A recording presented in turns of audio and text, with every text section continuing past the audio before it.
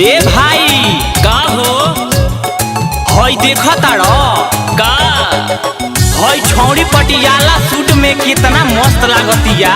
हरी ऐसे आँख फाड़ फाड़ के मत देखो अनाटा मार करा दी बुझलो। ए भाई तो हमहू कम बानी का आवे दो।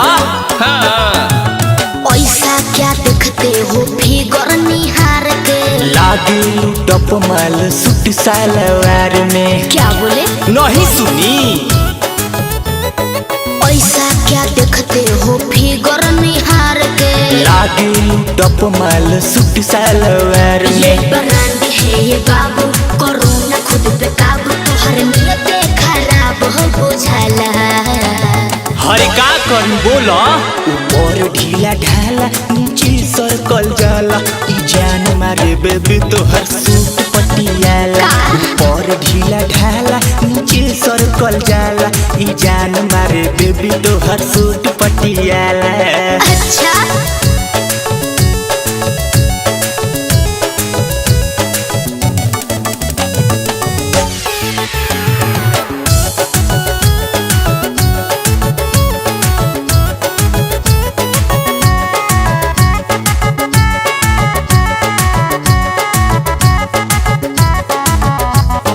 पतरी कमर का तिरछी नजर अच्छा। दिलवा में जादू चलावी।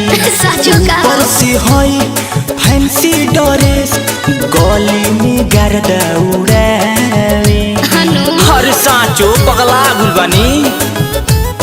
पतरी कमर तिरछी नजर दिलवा में जादू चलावे। ऊपर से हई फैंसी ड्रेस गली में गर्दा उड़ावे। कोरोना तू चला के हो ढेर ताकता के तेरे जैसा यावारा मचाते हैं हाला। तू ऐसने चीजें बारू।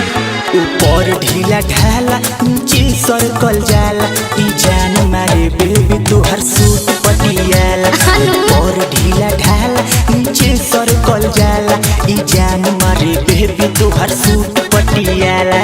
तो तहरा का होता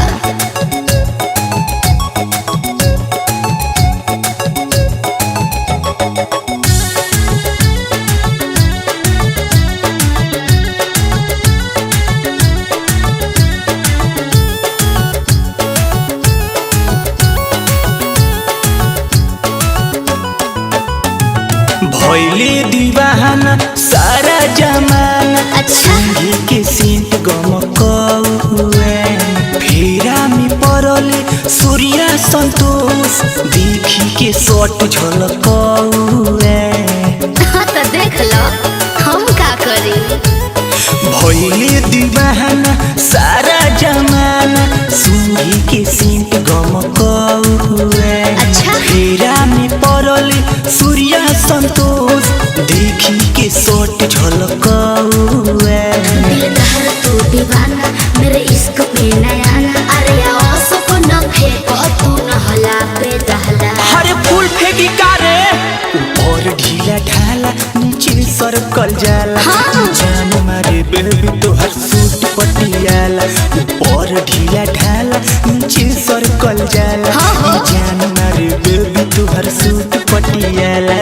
हाँ तो तू बच के रहियो।